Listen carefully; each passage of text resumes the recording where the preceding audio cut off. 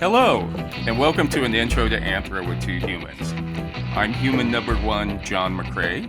And I'm human number two, John Lehr. And this is the podcast where we reassess what it means to be human. And the title of this episode is Dining Out, A Hungry Human's History of Restaurants. Fantastic. Great idea. Where did you get this one? I'll kind of get into it and it's more, Mary and I have been talking about restaurants a lot recently because, and I'll get into why in a second, but first I just want to say, this is our 70th episode, John. 70. What is 70? Sesquicentennial is 150. What's 70? Setaskinil? I don't know. I don't know what it is. I don't know what it is. But we've done it. 70. 70. Shit. So I just want to say thank you to our listeners for joining us and making this all possible. 70 shows. We couldn't have done it without you. Yeah. Your sense of humor and your curiosity. So thank you. And we couldn't have done it without me either. Yeah. You know? Don't get jealous of the listeners, John. Don't get jealous. Well, I just think I've done a hell of a lot more than they have. Well, maybe not. Maybe not. Not too much more. Don't say a hell of a lot more. Maybe a little more. At some point, we need to videotape the pregame show of the two of us trying to get on. Yeah. It's actually longer than the show itself. It sure is. The two of us getting our microphones synced up and everything. Oh, my God. This is like an iceberg, you know? It's like the majority of the iceberg is below the surface. That's how this show is. You only see the tip of the iceberg. So true. But I just want to say, as soon as we're accredited, we'll be sending out all those diplomas to all the listeners. That's right. That's right. And you've got 70 hours now. That's a lot. Is that a master's? What is that? 70 hours. That's probably more than a master's, I think, for most master's programs, I think. Okay. But in the meantime, feel free to list this podcast on your resumes under the education section. Or even just share it. Just share it. Share it out there. Subscribe and like. That's what we need. Right. And also, if you ever need a job reference, feel free to put down the two humans. Yeah. We'll give you a stellar review. Absolutely. Based on your, on your class grades and whatnot. But I mean, it'll be fair. But in the end, we're glass half full people. We like to see the positive in everyone. Did you ever have to do that? That like would have a friend say, "Hey, John, I gave your name and number. Somebody's going to be calling. Pretend like you were my supervisor." I always put you down. I've had to do it a number of times, but they've never called you or anything. Did you ever have to write anything for me? I felt like I did at one point. Yeah, I think you did. I think you've had to write stuff for me. And I put you down always as a reference whenever they ask for a reference. You're one of my guys. My brother David, he and his friends used to, they would use their number, like somebody else's number, friend's number, and then say, just answer your phone like, K&B Uniform Company for the next week. And so you'd be over at his house and he'd be answering his phone for all these different companies. That's just Jesus. That's a long way around to getting it to a good review, isn't it? That's a lot of work. Would be like, you're just hoping. And I think sometimes he even gave his own number. He just answered and pretend like he was his own. And he would just be and just change his voice slightly. Yeah. Uniform. Oh, yes, this is Carl. Stephen McCray. Oh, my God. Fantastic. Well, it was David. David McCray. Fantastic. How we ever lost him, I'll never know. Yeah. You guys are lucky to get him. A very honest fellow. If you speak to him, ask him to come back to us. We'd love to have him in upper management. Yeah. That may backfire on you. They're like, the criminal background. I just ignore that. For the positives far outweigh the negatives. What? All right. Oh, yeah, it's me. Hi. Sorry. It was hilarious, though. It was That's hilarious. so Kind of great. awkward, over there and be It's like the Jerky Boys, kind of, yeah. but for real. Remember the Uh, Jerky Boys? oh, I do remember the jerky. Yeah. I Yeah. wonder if they're still doing it. I'm If they're sure still they doing are, So, John, in an earlier episode, we talked about table manners and how to Mm. behave when you actually go out to eat. Yes. But In general, you work outside in. That's what we learned. Right, you remember that. You remember that. I did. And that makes me feel good. But did we ever get to the spoon sitting? I ate recently at a place, and they had a spoon at the top of the plate, sitting horizontal. And I was like, oh, Jesus, I haven't seen this before. Still, probably for a dessert or something coming in. I don't know. From the I never top. used it. I never used it. Well, I did. I did use it. I huffed on it and hung it from my nose. You know what I say? I always say, if you don't know what it's for, just throw it on the floor. Just throw it under the table. Forget about it. If you can't use it, it shouldn't be there. Yeah. If you can't hang it on your nose, throw it on the floor. Yeah. So, but today we're going to be talking about why we go out to eat. Why we like to go out to eat. And do you like restaurants? You like going out to eat? I do. I mean, I worked in restaurants a long time. So, it's kind of like, I've seen behind the curtain. So there's a certain, I feel obliged to behave in a certain way. And, so yes, but I do. I love my favorite is a diner. I love a good diner. I just love it. Yeah. And I spend a lot of my time at the House of Pies on the corner of Vermont and Franklin in Los Angeles. I love everything. It's a diner. Everything in it is a B-, except for the pie. The pie's an A. And that's my kind of place. That's exactly, you can get a tuna melt, a BLT, a Monte Cristo, a Reuben. In Los Angeles, and I'm sure they still do it, they would put the food whenever they were, the food inspector would come out. Yes. And they would do the report on them. They would put whatever grade they had on the window, the front window. They still do that. Yeah. And House of Pies has a B. Yeah, all my favorite restaurants were Bs. I just kind of I think I'm a B in life. In life, I'm just a B. What's so good about you? You can't eat in a B.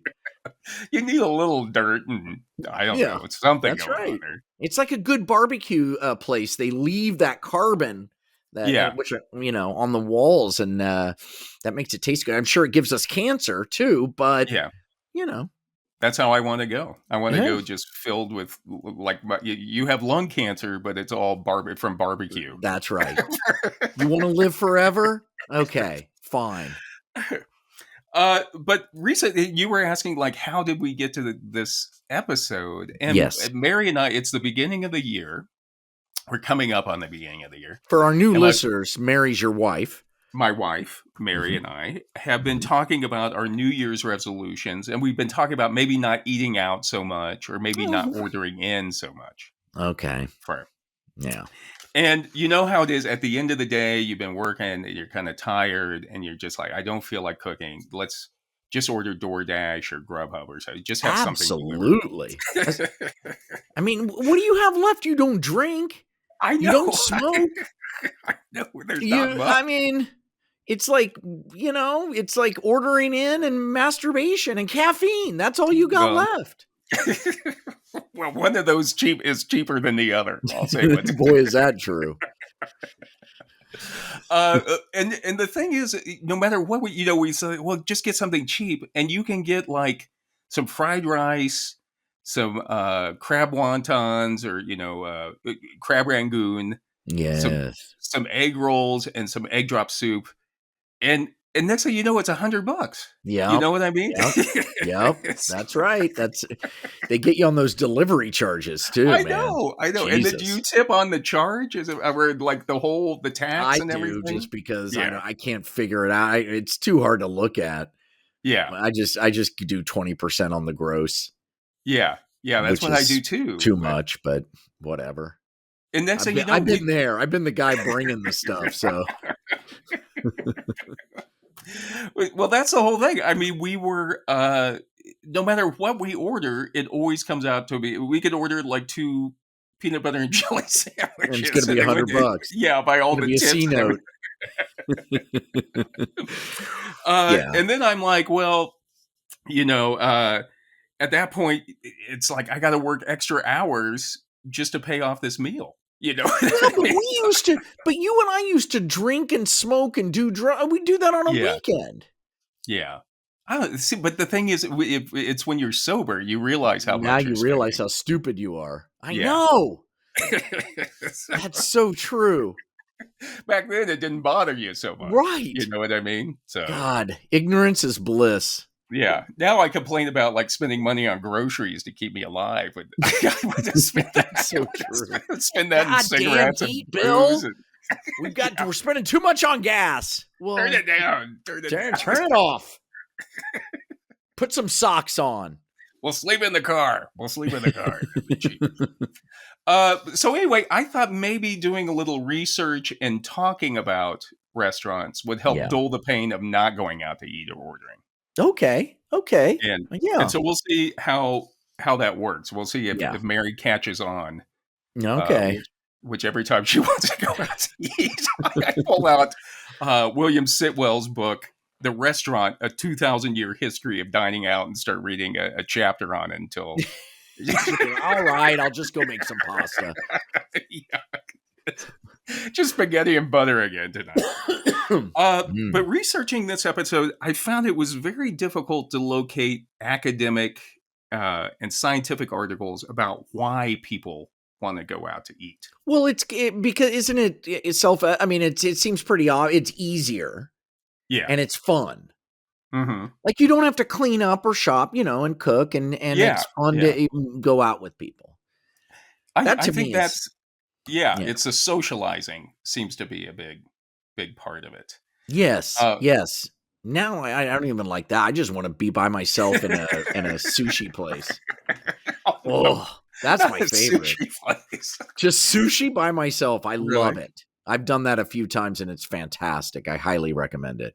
You really? Do you sit up at the bar, or do you get a table or get an A-top? I sit at the bar. No, I sit at the nobody bar. else showed up. Nobody else showed up. It's just so great because I just get my own sushi and nobody's picking things up. Nobody's bugging me. Yeah. I love it. Get in there and get out in about 10 minutes. Yeah, exactly. I eat $80 worth of sushi in 15 minutes. Believe it or not, John, one of the most comprehensive and academic and scientific discussions I found about why people like to go out to eat was on the Chicago Waffles website. What? That's hilarious. Chicago Waffles is a chain of waffle houses in Chicago, obviously. Yeah, where I'm broadcasting from. I'm in Chicago right now. I know. You may have to go over there and patronize them, I think. Yeah. I'm on Irving, near Irving and Lincoln. Is there a Chicago Waffles near me? Well, they have a South Loop and a West Loop location. So probably West Loop. Oh, really? South Loop and West Loop. Okay. Yeah. No. So there's not. I'm on the north side. Yeah. But on their website, they have a page titled "Why Dining Out Makes People Happier." Oh. And they say, we all love eating out from time to time, but have you ever stopped to wonder why? That's what we're wondering. It's like, yes, we have. Yeah, we have Chicago Waffles. What is it exactly about dining out that makes us so happy? It's an intriguing question with even more intriguing answers. Okay. Good setup. So Bring this is us home. So they talk about, and they go into detail on each of these. It was really, I was so impressed about it. They've got some pastry cook in the back with some time on his hands. I know. Some out-of-work anthropologist has put this together. He had to quit and get a real job. Give this to McCray. He's over on the cold side. Hey, McCray, stop making a salad for a minute and give us 800 words on why we eat out. I could finally use my master's. It's probably what the dishwasher. You got to come back around from the dishwasher. That dishwasher, he's a brainiac. You ever talk to him? So they say it's an experience. which is kind of what you're talking about. Like, Yeah. it's fun. People Mhm. are happier when they spend money on experiences rather than things. I get it. Okay. Yeah. Yeah. Uh, it allows you to try something new. And when you try something new, you experience joy, No, which okay. Is that I true? I Did they don't know. footnote that one? Like, where's that? Okay. Yeah, there was no reference list on this, but I've it tried a was. I lot think of it new would. things that didn't make me happy. Well, that's what sometimes you go out to eat and people are like, "I don't wanna try it. I don't wanna Right. try," you know what I Right. mean? So Right. sometimes people don't want, they just want to go to what they know.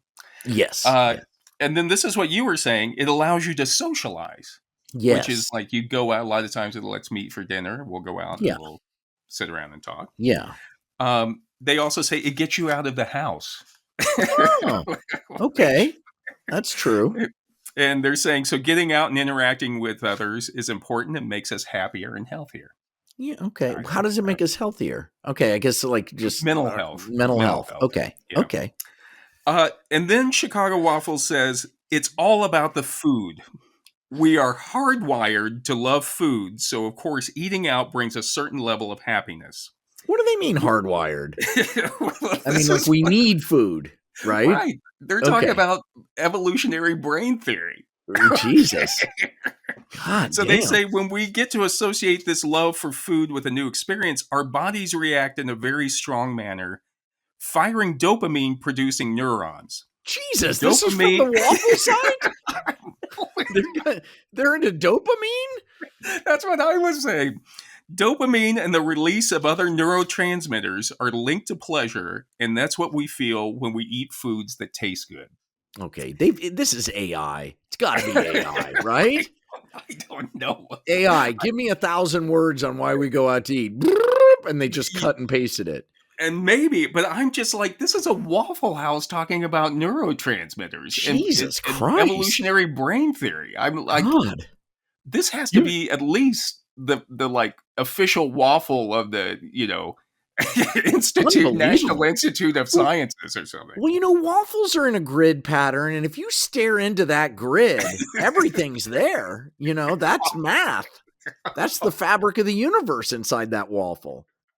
It's the X and the Y, the Y axis, the X axis. And then if you fill the little square up with syrup, that's the Z axis. That's the third dimension coming out at you. Oh, no. You just get lost in there. Yeah. You reach Now that I think about it. the time space continuum right there on your plate. You can You plot it with fold your waffle blueberries. in half, and that's bending space. It's bending the space-time. That's amazing. You're right. Yeah. Why So shouldn't the anyway, answers be in a Waffle House? I think, why not? I just want to. I have to I want to send out my thanks to Chicago Waffles Yeah. for like the research they put into this, because this Yes. was the Thank you, only. Chicago Waffles. I mean, I found other ones that were like journalists had done, but this was like the most thorough, like why we like to eat out. This is so And right up your alley that you find a reference at a Chicago Waffle. I mean, this is just so perfect. It's built for you. anyway, if I'm ever in Chicago again, I will come down and patronize Chicago Waffles for this very reason. For Absolutely, and I'll be the with you. academics. If I mean, I assume I'm just looking for their locations here. Well, home Chicago Waffles. Wow, this is an upscale take on breakfast, Right. lunch, and brunch. They I do know. brunch. I know. For intellectuals. For Oh, intellectuals. they're Oak Park. They're out in Oak Park, Willowbrook. Yeah. So they're out in the suburbs. And then they have the two West in the loop. and the South Loop. Fantastic. Whoa. So They serve deep fried French. You can get deep fried shrimp with your waffles. Ooh, that sounds good. Oh boy, John! Okay. If while you're there in Chicago, feel free to take some money out of the kitty. Take some money out of the petty cash box. Well, the about cigar that box. petty cash box, I was going to hold off on this until our business meeting, but they have a Mexican waffle. Ooh, that sounds good. It's just a picture What's in that of it. one? I don't know. I can't really get to it. It won't let me. Oh, they serve alcohol, daiquiris, Nice. mixed drinks. That's always good. Here's a waffle that's green. They have a green waffle. Okay. All right. Come on. We got to get back to business. Yeah. But we also, I think we develop emotional attachments to certain restaurants. Um, Absolutely. Absolutely. and in the book, Iconic Restaurants of Kansas City, Andrea Broomfield says that Kansas Cityans hold cherished restaurants close to their hearts, treating them as extensions of themselves and the place they call home. They remain loyal to their favorites, often for as many generations as the restaurants remain in operation. And for those that finally do close their doors, they are mourned like family members and friends. And I So hope it's not true. just Kansas Cityans that do that. Right. It's just Everybody Kansas. does that. But Right, we're right. both Kansas Cityans, and so I just had an experience. I think I maybe mentioned it on the podcast where I took my son to Bryant's Barbecue, Right, where my right. dad had taken me, and it was just, and he loved it. And it made me Yeah, feel so good. He genuinely liked it, and not everybody likes Bryant's. It's kind of right, a right. acquired taste, and he really loved it and chowed it down, and it was just like I just felt so good. It's what Broomfield's talking about. Like it's Yeah. passed down. It's like a member Yeah. of your family that Yeah. you go visit and you pass it down to other generations. Yeah. Um, I think when I was growing up in Kansas City, the one that we always do you remember Stevenson's Apple Orchard? Yes, I sure do. And I don't even remember where it was, but it always seemed like it took a long time to get out. It Yeah. wasn't probably not that very long, Right. really. But as a kid, But it seemed like a long time. outside the city. Right, right. And you go there, and it seemed like it was an old farmhouse, and they would have apple fritters and apple pie and apple dumplings. And fried Uh, chicken. Good fried yeah, chicken, I recall. yeah, yeah. And it was just like an experience. I think sometimes even schools would take field trips there just to see like the apple orchards or something. But it was a Mm, big day, and I always have a soft spot in my mind. I don't think it's in business anymore.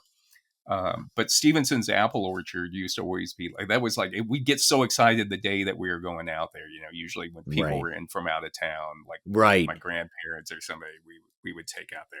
Yeah. And it was family style, wasn't it? So you could just eat until you blew up. Or maybe it was buffet. Anyhow, I remember you could just eat as much as you wanted. Yeah, yeah. Yeah. But you get all of it. Like, give me that apple butter. Give me that. I want apple fritters. I want Uh-huh. everything. You just want it. Give me some apple cider to go with that. Yeah, and Um, just an apple. I want to eat an apple while I'm eating the apple fritter and the applesauce.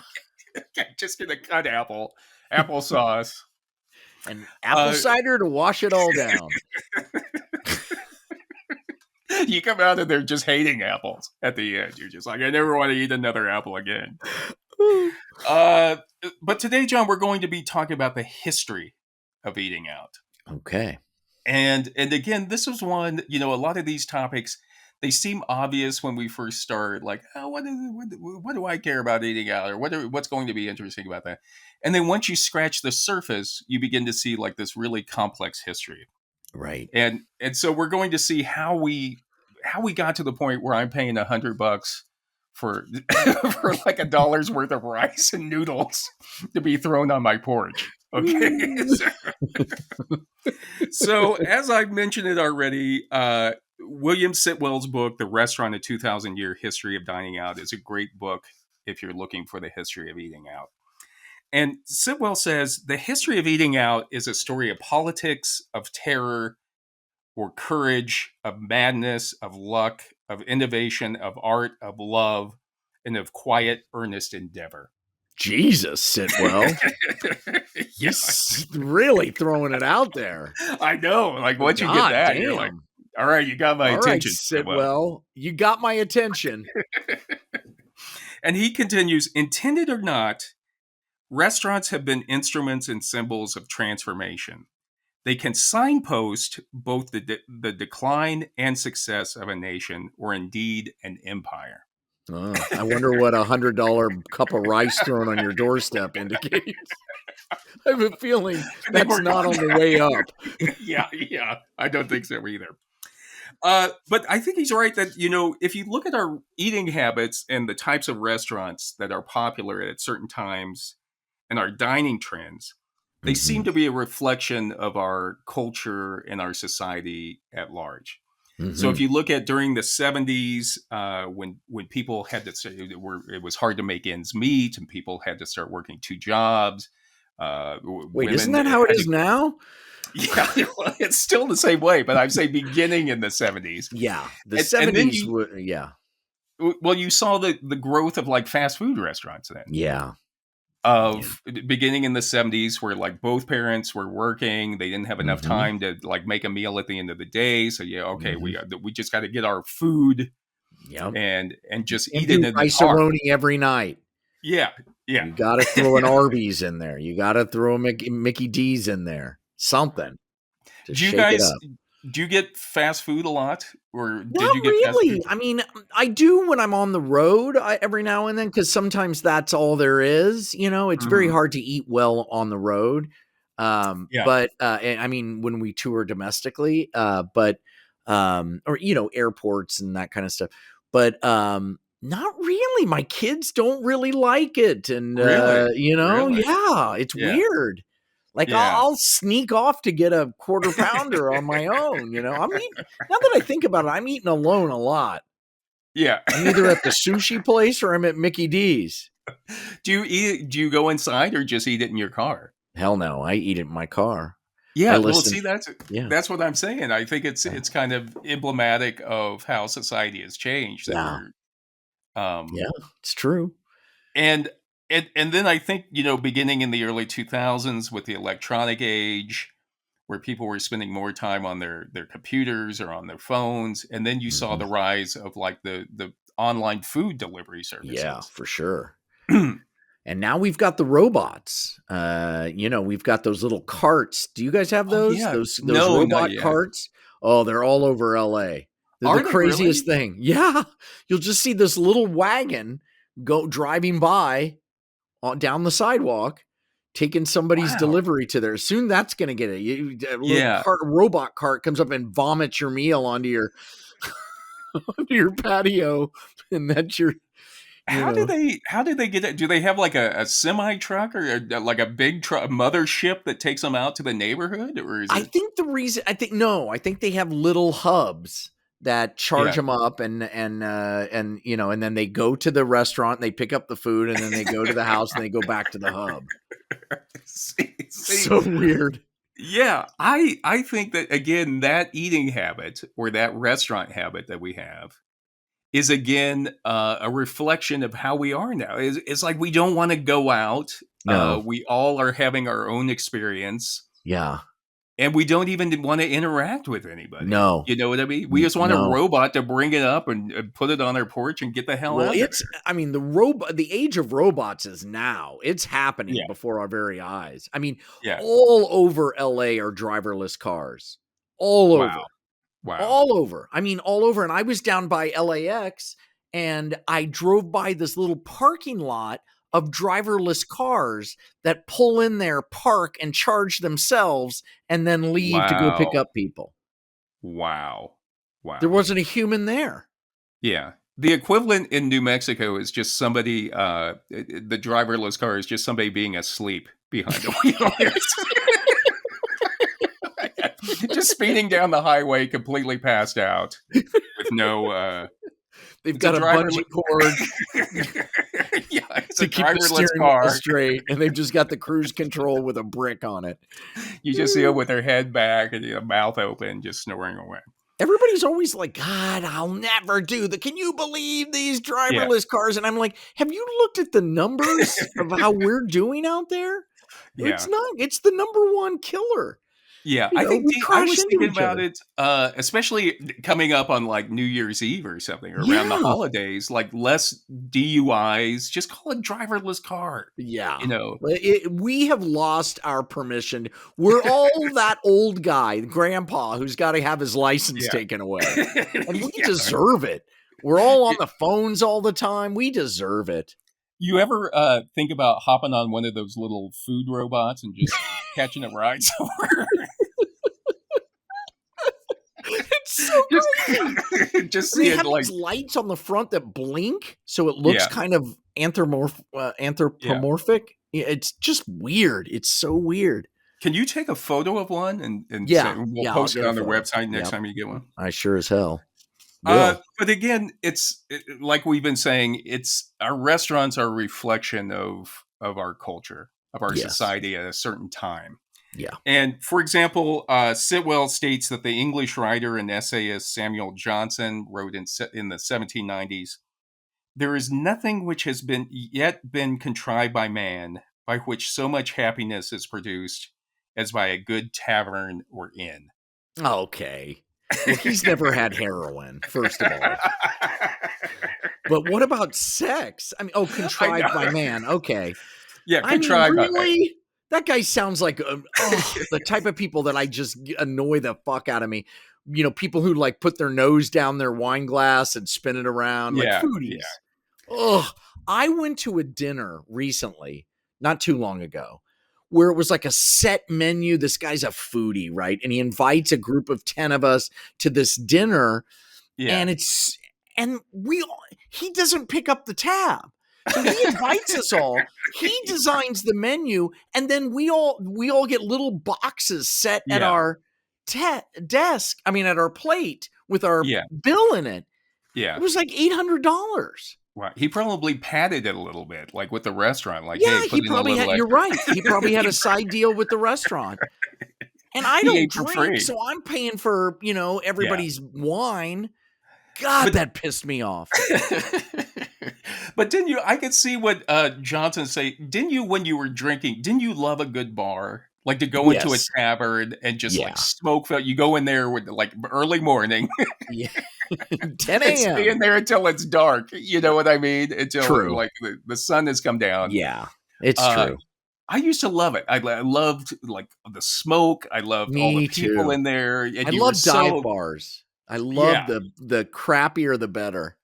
Yeah, like the camaraderie of the people that were in there, you got to know the people, the bartender knew you, and, One of my favorite bars is was very close. It's not there anymore. Like you said, it's like a member of your family dying. yeah. Marie's Riptide Lounge on Oh, Armitage in yeah, Chicago. Remember that place? I think that yeah, I was my loved it, I favorite loved all-time bar, that place. It was yeah, run by these two old ladies. yeah. Just Oh, get it was you a great liquored place. up, they didn't care. They No. just keep serving you till you Yeah, they didn't. Yeah, they were like, "You're on your own. come crawling out of there at, like, We got enough 4 in the morning. problems." But Sitwell also notes restaurants have become as vital to culture as museums, art, nightclubs, or beaches, and are now just as crucial as to the landscape, the people, or climate of a country. Okay. Yeah, And that's true. It's so much. It's a cultural hub, a right, restaurant. Yeah. right. I think it's when you travel, like you travel a lot in Europe, don't you? Mhm. Do you remember restaurants or make a point out going to certain restaurants, or you just try to find something local? Well, we Local. will find something and fall in love with it. Like we Yeah, found places where we're like, "Oh God, this feels so good," especially when you're away from home, you feel a little homesick, everything's yeah, foreign, by yeah, definition. We found this place in Vienna that was just like it wasn't all that fancy. It just had Wiener Schnitzel and yeah, meat and stew, Austrian food, which isn't the yeah, best food in the world. I think even Austrians would agree. But it was just so nice and welcoming, fireplace, and it was just yeah, so yeah. yeah. And the So, owner, the owner would remembered us too. That oh, you really? know, they were like, Oh, oh, the Americans are back. oh, that's great. You That's know, great. Sitwell notes that, but while restaurants are a reason to travel, they are also a reason not to. So he says if wait, you live what? in a city with brilliant vendors or the cuisine of India, China, Japan, Peru, France, or Italy, then why bother getting on a plane? He's kind of being like, I think, Oh, facetious a little, but yeah, yeah. But that is true. I mean, you just can kind of travel around the world just by, like you said, ordering $100 bowl of rice. Right, right. And he quotes the British writer Nicholas Lander, who says menus represent the least expensive form of travel. So you so you get to and that's why I mean he says it jokingly, but But I it's think it's true. true. Yeah. You get to experience all these other cultures without ever leaving your hometown. Yeah. So Yeah. So Yeah, I'll that's try that. true. I'll try that on Mary too. See, Moti see. Mahal is one of my favorite Indian places, and I'm very close to it. I'm one L stop away. Is it still? It's still in business? I Moti don't Mahal? know. I don't know, but Yeah. I love that place. You used to go there a lot. I I remember. loved it. Yeah, that was my favorite place. Yeah. It's but Sitwell also says that just as restaurants can be symbolic of a country, so too can they be a status symbol for the diner. Meaning that when it probably like what that guy was doing when he Yeah. went out to and he had designed it, and so that was supposed to be a status symbol for him to Yes. show Oh, you guys what he clearly. knew. Yes, it was clearly about him. That there's no doubt about that. He was just like, look how smart I am. And it's sort of, he reminded me of like a bride and groom who have their wedding overseas. And they're like, Oh yeah, yeah, they see it as like, I'm giving you a vacation. And it's like, listen, yeah. I'll pay $5,000 for my own vacation. I know. Don't tell me where to go for my vacation. Yeah. This is yeah. I don't think you should do that unless you can pay for everybody to get over there on your No own. shit. Absolutely. It should be at a goddamn urban hub. Yeah. Even if you're thinking, oh, we should do it out on Long Island. No. Yeah. No. Yeah. Don't make us drive all the way out. No. Don't do it. We don't want to. I'll tell you something your friends won't tell you. We don't want to go. None of us. Thank you for that honesty, John. You need to see where everybody lives when you make out your list. See where everybody lives, and then pick out like someplace, a hub, an airline hub that's near, like in the middle of all of those. Exactly. Your weddings were very well handled. One was in Chicago, and the other was in Los Angeles. One was in Joliet. We the whole thing was in Joliet, and then the casino. Yeah. Because it's all about a show for me. You know what I mean? We've always designed them as shows. It's not really about the bride and groom. It's for the people who are coming. It's not for you. And that's the difference between a good wedding and a bad wedding. Yeah. How do you feel about when you're trying to decide where to meet to eat, and someone says, "Oh, I don't care. You just pick someplace." How do you feel about it? To me, I find that nerve-wracking because without fail, they really do care where they eat. Well, it feels a little lazy. Like it's got to be some give and take. You got to find that way. Nobody's to blame. To your point, right? If they say, "Oh, you pick," then it's like if they don't like it, it's on you, and that's lazy. And right. I always thought a good app and people and listen. Well, I guess these are our listeners, so you guys can steal this. But I've always needed a triangulation map where you put in your location, your friend's location, and then good restaurants in between the two of you. Right. Like in LA, that's particularly important because of traffic. Yeah. You could both put in the type of food you like as well. Yes. And just like even filter it out and triangulate.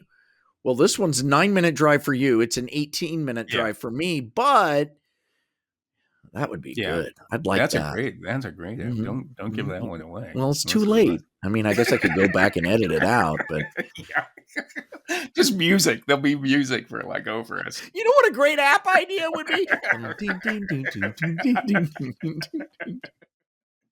Yeah. Then we come back in. Oh, that'd be great. We'll make a fortune. So anyway, John, how did we get here? And we're going to look at how our restaurants have evolved through time. And Sitwell says that in ancient Rome, there were hotels, coaching inns, bars, restaurants, and brothels. And he says that in Pompeii, archaeologists have found the remains of 160 bars and restaurants. Wow. Yeah. Wow. But the ancient Romans and Greeks had a different concept of hospitality than we do. Uh-oh. And Sitwell notes that the word hospitality actually comes from the Roman word hospes, Hospes, which describes a Roman who is connected to a fellow Roman by ties of hospitality. Oh boy. The word Where's this going? Next thing I know, I'm like waking up, it's at my host's bed, and I don't even remember anything. Yep. The word was both legal and sacred. It was stronger than blood. And even the Mhm. god Jupiter watched over the law of hospitality. Okay. Yeah. Eh, So like if you fed somebody and welcomed them into your home, that was a big fucking deal. Right, Yeah. right. And they had the obligation. That was a bond that was formed between you. And Mhm. they had to reciprocate that. Yeah. And so in the article, The Moral Basis of Hospitium Privatum, Oscar Nijbeken says that the practice of guest friendship, hospitium, was one of the more estimable virtues of both the Greeks and Romans. Hospitium signified the simple but sacred duty of every man to welcome and protect any stranger who might come to his house. Yeah. And Yeah. and Nijbeken even says in ancient Greece, a stranger was almost always welcomed immediately upon arrival. To delay the welcome was a disgrace to the host. The guest was not even asked any questions regarding his identity or his mission What? until the host had provided for his physical needs and comfort. So they would already Jesus. be in your house like unpacked. Having sex with your wife, and then you go, so who are you? Yeah, I know. Isn't that Whoa. crazy? Jesus. That's intense.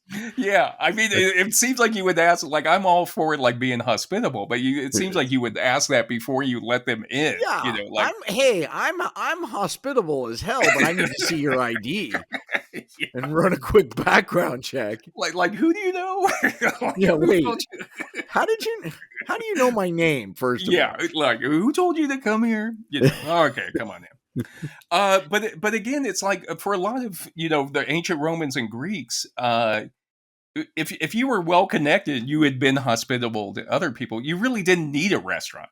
You know what I Right. mean? You could Right. just That's what I was thinking. This is like, it's almost like for travel, it's so important, oh, Mhm, we can have dinner right, at such and such's place out in the middle of fucking nowhere on our way to Paris or whatever. right, Yeah, you exactly. needed Didn't you? those. They were like rest stops that you had personal connections to.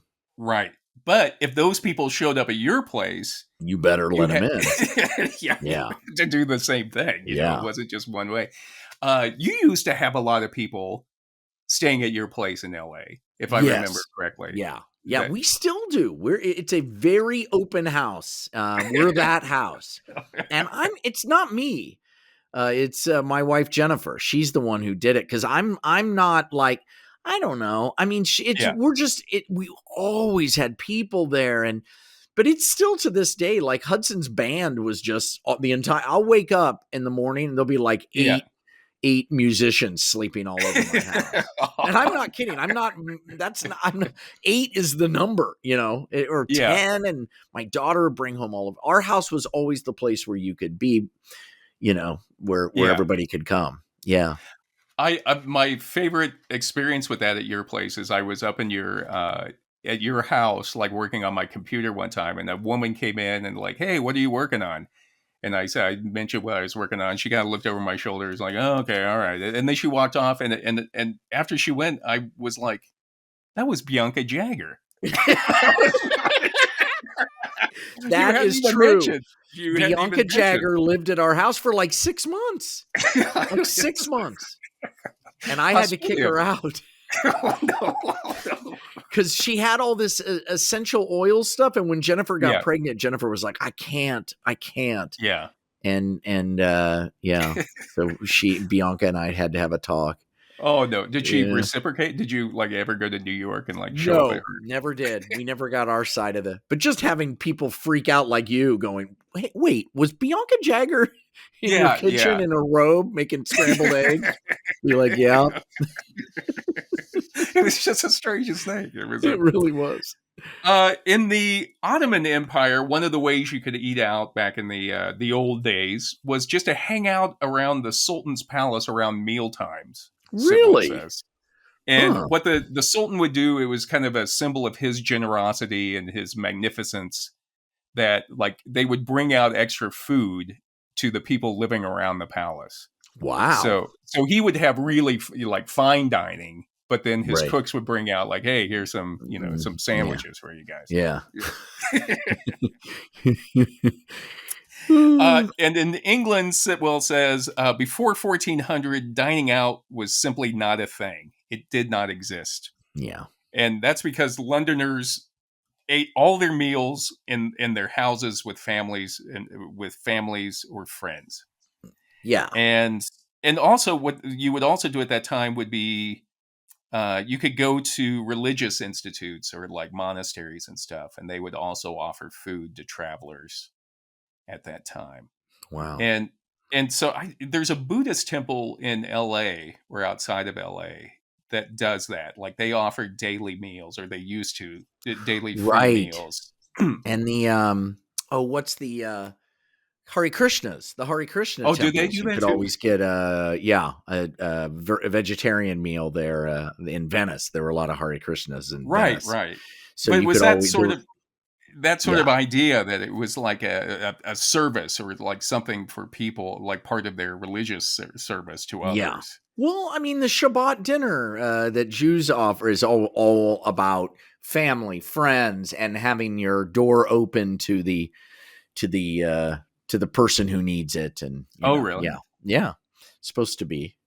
I'll remember that next time I'm in LA. What day is it on? Fridays? Every Friday, sundown. I'll just show up. I know what to do now. Be like, hey, Shabbat Shalom.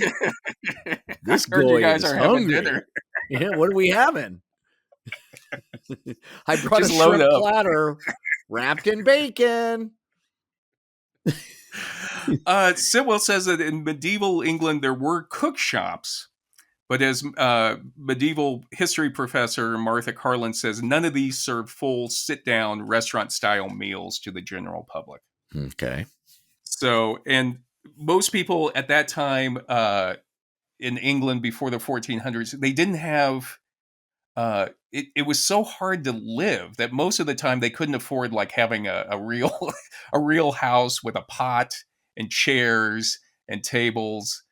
And so really it's like, because you couldn't afford that, you had to eat out all the time. So people were always going out to eat at like the stalls, like go out to the market. Interesting. Because you didn't have the equipment to make it yourself.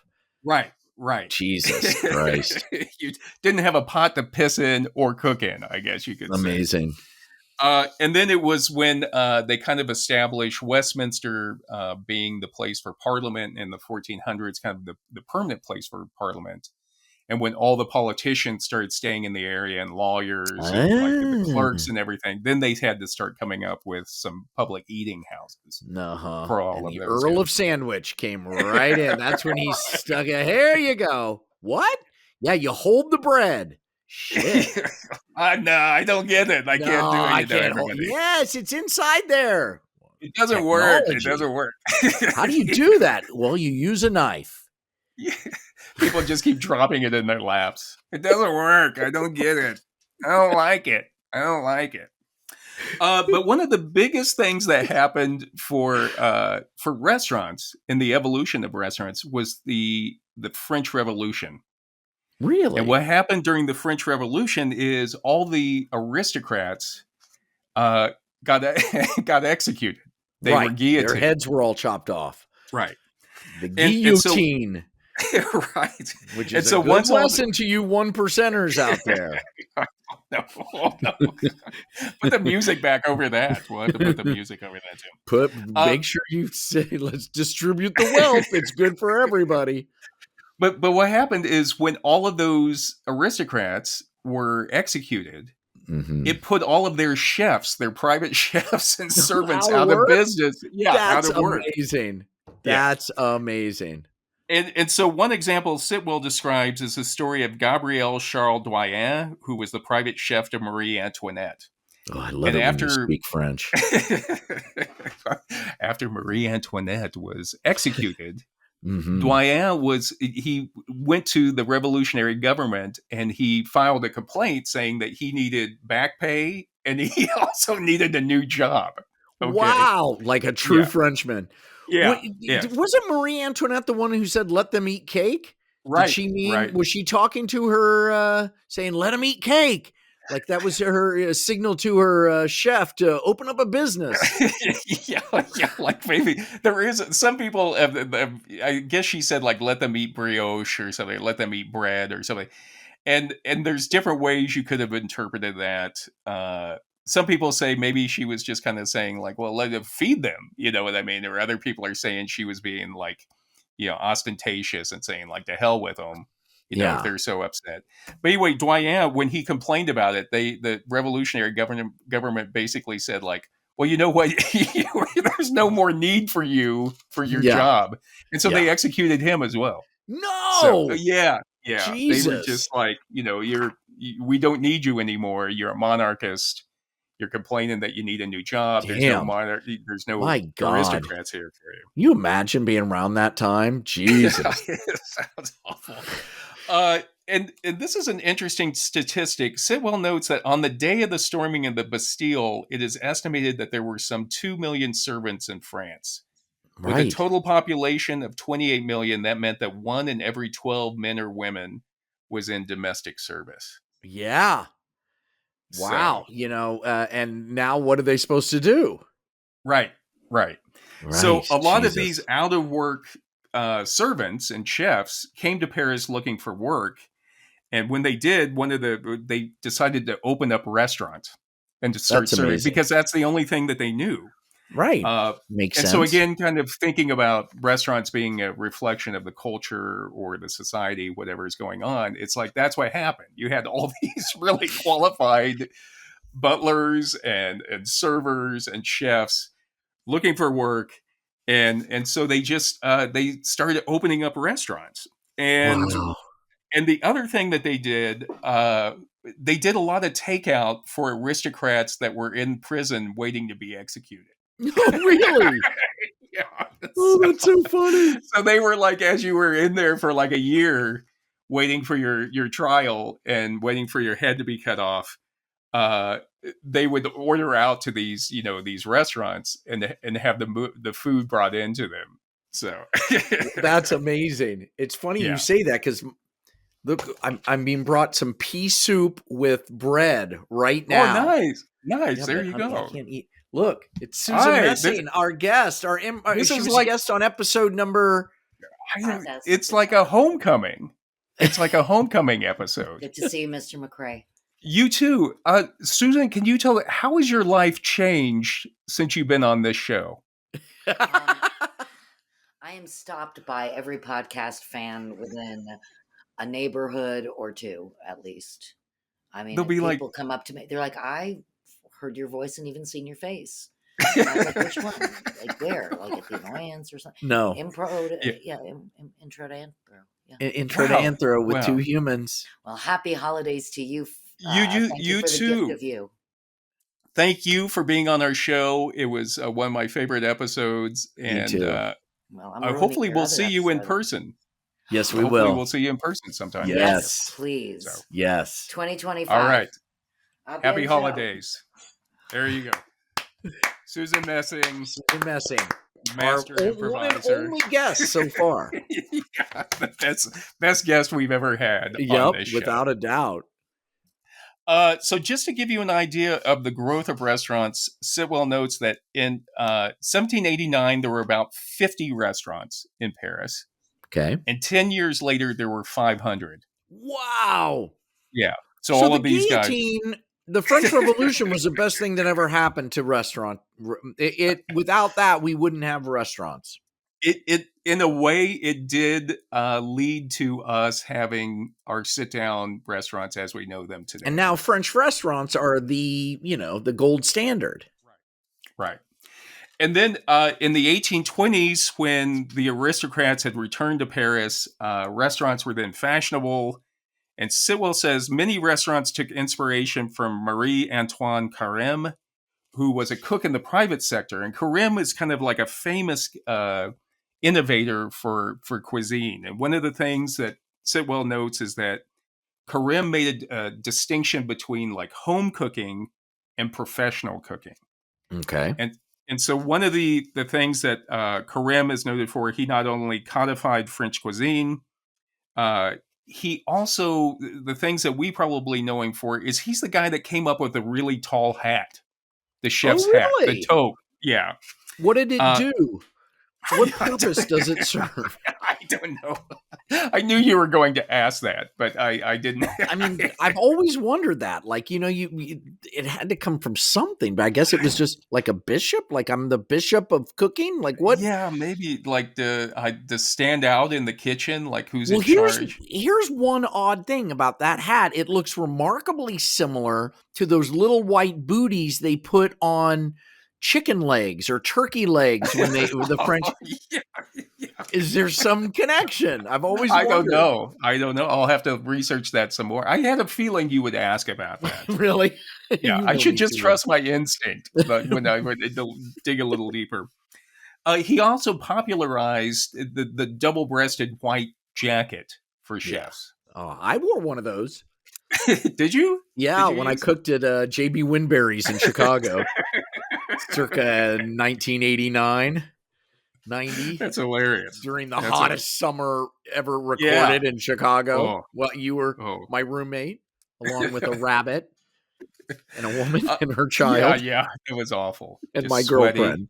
Come home from work sweaty, sit in your underwear and be covered in rabbit fur. Tough times. He also popularized bringing food out in a succession of courses, which was called service à la Russe, or Russian service, rather than the old French service used to be you bring everything out at once and just pile it on the table. Really? Okay. Yeah. So family style, it comes from the French really style. Yeah. And the appetite, the courses comes from the Russians. Yeah, it's called, I don't know if it was actually Russians doing it, but it was called service à la Russe, or Russian It means service. rush. Hurry up. Get the next course out there done with the appetizer. Yeah. But go. Oh, God. He believed in the simplicity of the meal, no matter how difficult it was, to prepare it. But he also, his whole thing was order and taste. And Karim said that a well-displayed meal is enhanced 100% in my eyes. And so that's why the courses were more like to kind of build up the drama of the actual meal when it was being Now presented. we're getting into foodie land where I'm like, okay. It's like, okay, yes, I get it. Yeah. Well, you'll find this interesting. Karim died in 1834 from lung disease at age 50, just from all the unventilated kitchens he worked in. Oh my, yes, of course. That makes total sense. Yeah. That's like artists dying of the, having the chemicals in the paints or whatever. Right. God. Anyway, but Sitwell says he was probably Karim was probably the first modern day celebrity chef. Like everybody knew him and he really influenced everything. And now we've got Guy, what's his face with the beard. That guy puts his name on anything. I was in an airport where you buy like the little crap and it's like Guy, I forgot what's his last name? The Fieri or something. Guy. And it's like him and his beard hawking like airport food. Not even hot food. Like, where you buy. Guys, speaking of oyster robots, crackers. Have you seen the robots wheelchairs? No. Now they have wheelchair robots. So you'll hear this chiming and you'll look behind you and there'll be an old person in a wheelchair with nobody pushing them. Really? Yes. Really? It's the craziest thing. God.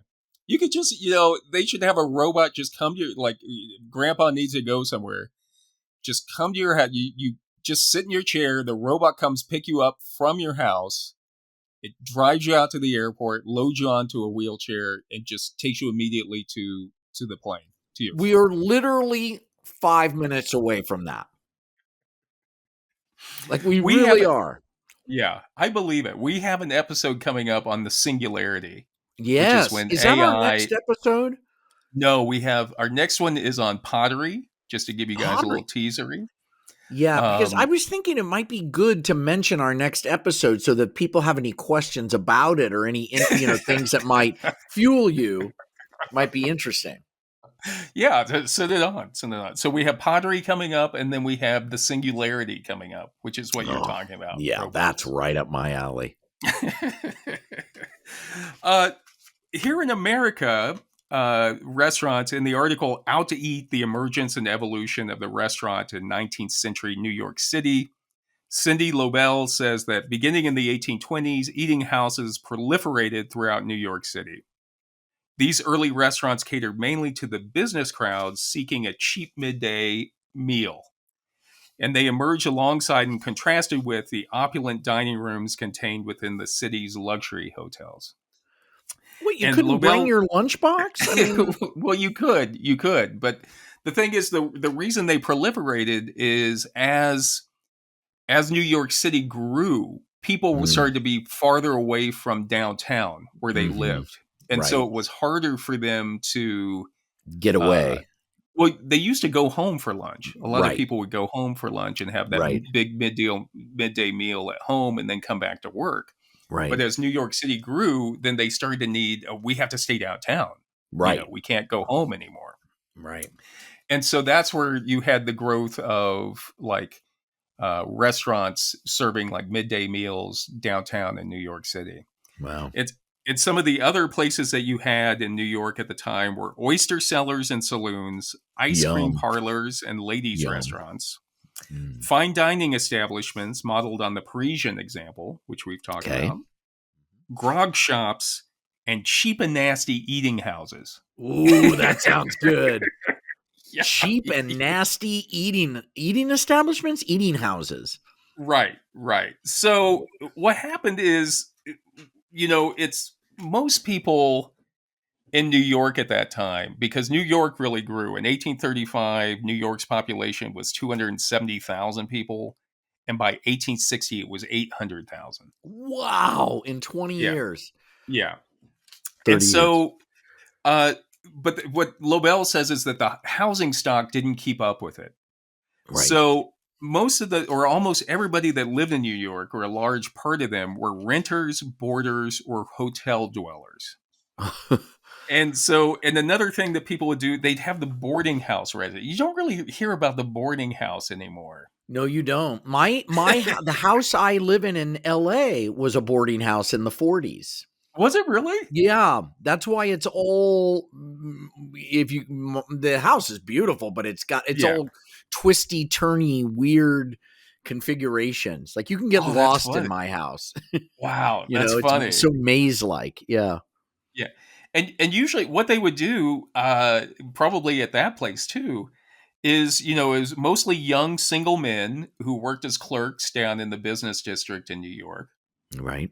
But when you stayed at the boarding house, you would have meals at a certain time.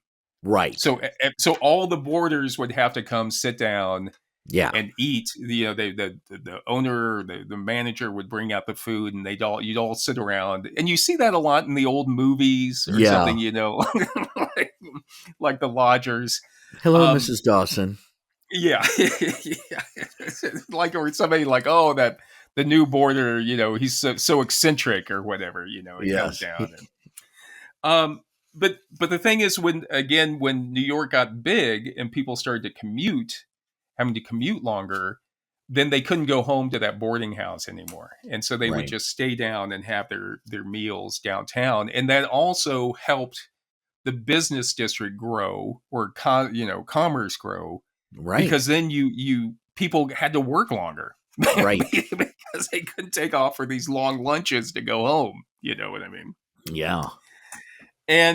But some of the, another thing that happened is when tourists and travelers came to New York, a lot of them were used to the European style of eating, which was you could have a separate restaurant that would order you would just order whatever you want, instead of having to take whatever somebody brought out to the table. Yes.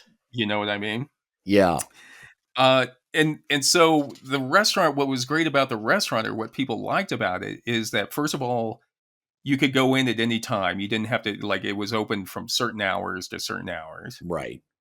And you could order whatever you preferred off the menu and have it brought out to you rather than just like, I got to be there right at 6 p.m. to get like Mrs. O'Leary bring out the, Yeah, it was like it was just as revolutionary as ordering food, having food delivered to you is now. That you can order from any restaurant. The menu's just gotten bigger, a lot bigger. Yeah.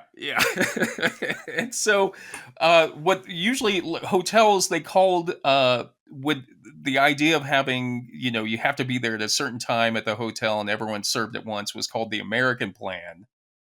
And being able to order separately a la carte whatever you want was called the European plan. And just as it was around, people began to prefer the European plan. You know what I mean? They yeah. Why am I paying for Brussels sprouts when I don't like them? I know. Although I do like Brussels sprouts. Me too. I do. Yeah. If you put a little balsamic vinegar on. Oh, now you're talking. Crispy baked. Yeah. Ooh, it kind of crunchy on the outside. Yeah, a little olive oil on top. Damn right. So one of the types of restaurants that were popular in the business district in New York were the short order houses that were called six-penny eating houses. Okay, this is where I would be. I can tell already. This is my kind of place. Because everything costs 6 pence. Okay, so you pay your 6 meals. And what you would do, it was usually a large rectangular room with tables and, just tables for 4 set up in aisles of these tables. And the waiters who were usually, and this is all Lobel saying this, waiters who were usually of Irish descent or African Americans were stationed along the aisle. And so there wasn't a menu. You would just come in and sit down, and either there'd be a chalkboard that said what they were serving, or the waiter would come over and just tell you what they were serving. You would order it, and then the waiter would yell it out to a runner who would run and get your food and then bring it out to you. And you would just sit there, and they said it was always quiet except for the waiters and the runners. You're right. Because everybody else didn't talk. You just wanted to eat your meal and get back to work. Would you take a pill? If they had a pill that served as a meal, would you do that? I think I would, because I'm not really I'm into the cultural part of food. You know what I mean? I like going to an Indian restaurant because I like seeing like the Indian spices or the Indian or like whatever, wherever I'm at. I like the cultural aspect of the meal more than the actual food. If it's an event or something like that, then yes. But if I'm just eating, I'd take the pill. Why not? Yeah. I got stuff to do. I mean, not that much, but I feel like half a pill. Take half a pill. One of the first fine dining restaurants was Delmonico's in New York. And it started out as a pastry shop run by the Delmonico brothers, Peter and John, in 1827. And then in 1830, they heard about what was going on in Paris with like the actual restaurants where you have good service and, it's like an elegant surroundings. And then they turned their pastry shop into Delmonico's, which became like the first like real status restaurant. Like you wanted to be seen at Delmonico's. And then also for a cheap meal, there were the oyster cellars. Yum. And cellars meaning Cellars, which leads me to believe they were down underground. Yeah. There's a great place called the Half Shell, really close to me on Diversey. You know that place. I know, soft shell crab. Down in the basement, and they sell oysters and crab legs and beer, and that's it. That place is great. I do. I need to come back when you're there. We need to go back. And we got to go down memory lane and go to all the old haunts. Mamacita's. Yeah. They, but what they would do is, there was something called the Canal Street Plan where you would pay up front and it was all you can eat oysters. Oh, Jesus. That is not a good idea. I know. But they say like for somebody who was like really eating a lot of oysters, they would slip in a bad one to kind of like scoot them along. Slow them down. Yeah. Jesus. Oh, I mean, what's the nutrition there? If you're just eating oysters all day. Yeah. I don't know. They would have them like stewed oysters and fried oysters or fresh oysters. And now oysters are like, it's kind of like caviar. There was a Yeah. time where they couldn't give away caviar. Yeah, right. And it was poor food, and now it's like the most expensive. It's kind of the same with oysters. These were like poor places to go to an oyster Do you like seller. caviar? Do you eat caviar? I love caviar. Me too. Caviar. I was once at a fancy wedding, and they were serving caviar before the big meal, and then everybody walked into the big meal, and it was just me and like two other people with these huge $10,000 tins of caviar. And it was like three Coke addicts just snorting up eight. We were just like shoveling it into our mouth. Forget the egg, forget the toast. It was amazing. It was amazing. Face and lips all black. This is amazing. The three of us just looking at each other. I would forget the wedding. I just grab the tent and go. We stayed there while everybody else was getting served. We just ate up all the caviar. It was amazing. Just real quick before we finish, John, I want to talk about the segregation of restaurants at the time. And I'm not talking about, obviously it was segregated between black and white, but between male and female. And a lot of the restaurants at the time in the 1800s wouldn't allow women into them. And Jesus Christ. Yeah. And it wasn't until it was just like it was men only. Usually fine dining was men only. Or if a woman was there, she had to be escorted by a man. And it wasn't until like the 1830s and 1850s that they started opening up restaurants specifically for women. Yeah, you mentioned the ice cream that they serve. Women's restaurants would serve ice cream. And this is kind of, again, just to show you how we were ever there, why anybody would think those were the good old days. The women's restaurants were, they served light food and they described it as childish dishes like ice cream. So again, it was like women were considered to be like, they're not ready for a real meal, but we're going to provide them this kind of light fare when they're out shopping. And so these are the days that you get, department stores would open restaurants, usually catering just for women. There were two, I think it was Thompson's ice cream parlor, ice cream saloon, and Taylor's ice cream saloon were two of some of the biggest ones, but they were basically catering to women and just coming in and eating desserts and sweets is what they did. No wonder the vapors and just passing out, and it's like you're living off of ice cream. I know, but and it wasn't until like the late 1890s that they started. They had restaurants where women could go in on their own, like a regular restaurant. And usually these ice cream saloons, they didn't serve liquor, for example. They didn't serve alcohol. And again, I don't know. To me, when you hear about the good old days, I don't know if not allowing women to eat on their own was no. If there's one thing this podcast has sort of demonstrated is these are the good old days right now. Yeah. We got it was a robots bringing us, our potato skins or whatever the hell. Yeah, our mozzarella sticks. Finally, in the article called Women in Restaurants in the 19th Century United States, Paul Freedman says that it was really prohibition that killed the big fancy restaurants. Yeah, I bet. Because a lot of these big fancy restaurants couldn't survive without serving alcohol. Yeah, damn straight. And so when, like those big fancy restaurants went out of business, men's free lunch bars also went out of business during Prohibition. And then it was after Prohibition, or during Prohibition, Freedman says, the places that flourished in the new environment were luncheonettes, coffee shops, soda and hamburger places, roadside restaurants, Chinese restaurants, and other ethnic establishments, most of them welcoming female customers. It's like, hey, now we'll let everybody come. Right, because they were going out of business. Yeah, we're broke. And he said, beginning in the 1920s, men showed up at what had previously been largely female preserves to consume sandwiches and other light fare served without alcohol accompaniment. So that's where we got to our lunch counters that just serve food Yes. Which is what I love. I still love Yeah. I'm at home in a diner. I love diners. Me too.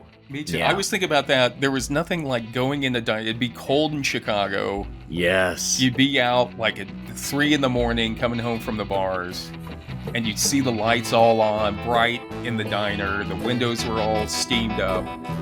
You'd go in there at 3 a.m. and you'd get good service, and you'd get a hot meal. Yes. It was fantastic. It really was. The Salt and Pepper, the one down the street from where we lived, you know, that neighborhood, it's not there anymore. But that diner, the Salt and Pepper.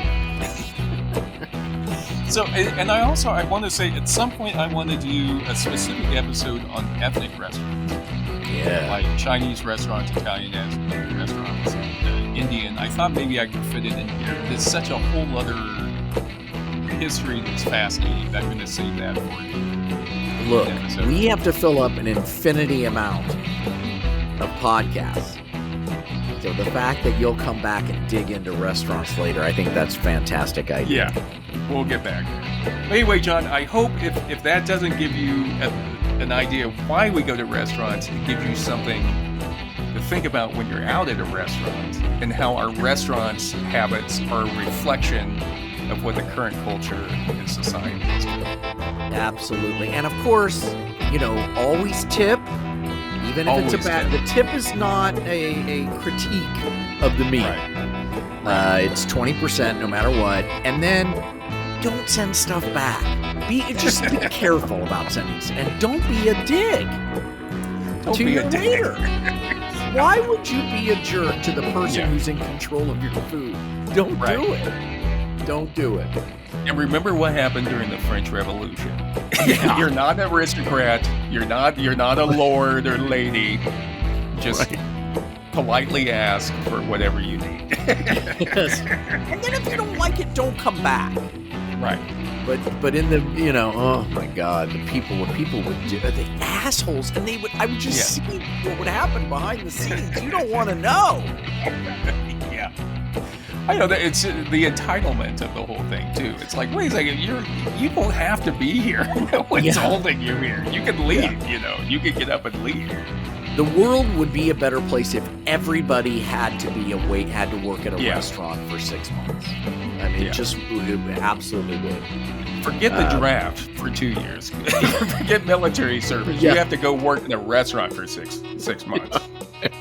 That's how we're going to create brotherhood and sisterhood in this world. So, well, this is on that note. This is Human Number 2 signing off. And this is Human Number 1. Thank you for listening, everybody, and congratulations on episode 70. We love you guys. We appreciate you. That would be audience applause if I had it. Sorry. That's our response for everything. If you found this podcast interesting, don't forget to tell a friend about it. And don't forget to check us out on Facebook and Instagram. Also, be sure to check out Watson & Company Socks, Puppies Not Piranhas on Etsy, and the Two Humans Cave Shop on Cafe Press. John, next time I see you, dinner's on me. You guys, we love you. We'll see you. Love Thanks, ya. everybody. Bye.